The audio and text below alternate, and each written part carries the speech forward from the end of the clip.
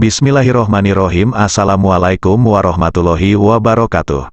Salam jumpa kembali dengan channel Dunia Fana News. Sahabat Malaysia, saya sengaja banyak berbagi cerita tentang perjalanan hidup karena pada hakikatnya hidup ini adalah perjalanan dari tidak ada menjadi ada, perjalanan dari lahir, tumbuh besar, dewasa lalu menua, mati dan lanjut dengan perjalanan abadi di akhirat.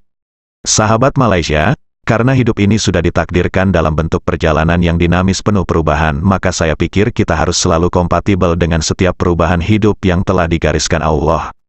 Suka tidak suka, menerima atau tidak menerima, kita harus bersiap berpasrah diri terhadap ketentuan dan kehendak Allah, sebab kita ini manusia yang pada hakikatnya dirancang lemah, tak berdaya, tak bisa apa-apa dan tak punya apa-apa, agar terus belajar bergantung pada kekuasaan Allah. Saya sengaja menggunakan sebutan belajar bergantung pada Allah sebab pada faktanya kita dalam ini, terutama saya, merasakan sekali sangat tidak mudah untuk merasakan keberadaan dan kekuasaan Allah sebelum belajar mengenali kelemahan dan kekurangan diri yang sejati sebagai hamba Allah.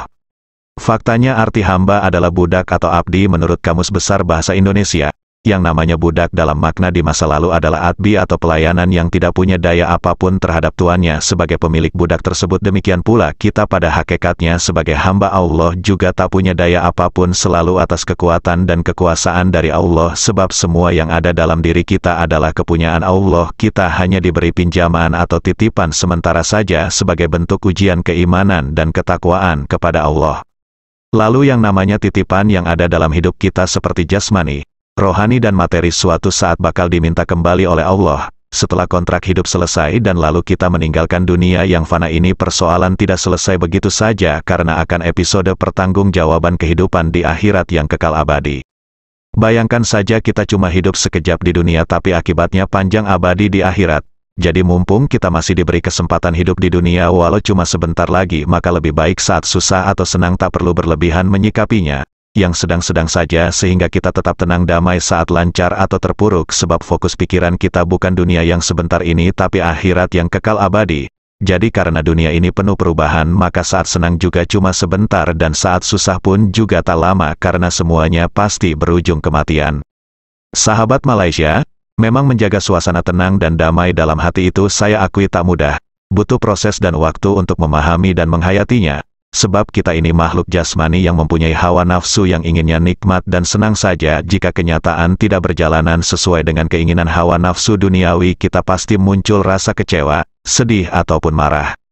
Jika semua berjalan mulus lancar, maka itu akan membuat senang sejenak hawa nafsu. Saya bilang senang sejenak hawa nafsu karena yang namanya hawa nafsu itu tidak ada puasnya. Itulah sebab banyak orang kaya yang hidupnya hampa tidak bahagia, sebab faktanya uang hanya bisa membeli kesenangan sejenak tapi tidak bisa untuk membeli kebahagiaan sejati. Sahabat Malaysia, maka itu saya pikir dengan terus belajar mendalami agama Islam, kita kaum muslim akan menemukan jawaban berupa ketenangan dan kedamaian atas kegelisahan jiwa yang digelayuti hawa nafsu duniawi yang penuh gejolak. Sahabat Malaysia, dengan terus belajar agama Islam yang begitu luas dan dalam, maka jiwa kita akan terus mengalir bagai air sungai yang jernih dan tenang, karena pada hakikatnya jiwa kita ini dirancang untuk terus bergerak dinamis belajar mencari ilmu pengetahuan.